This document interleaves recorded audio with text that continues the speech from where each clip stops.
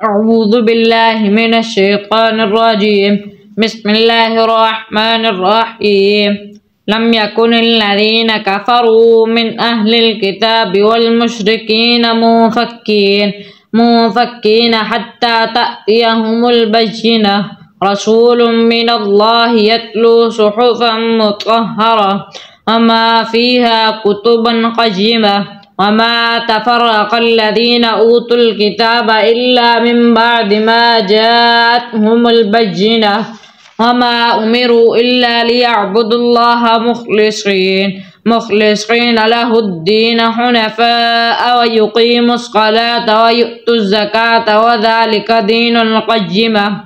إن الذين كفروا من أهل الكتاب والمشركين في نار جهنم خالدين فيها أولئك هم شر البرية. إن الذين آمنوا وعملوا الصالحات أولئك هم خير البرية. جزاؤهم عند ربهم جنات عدن تجري من تحتها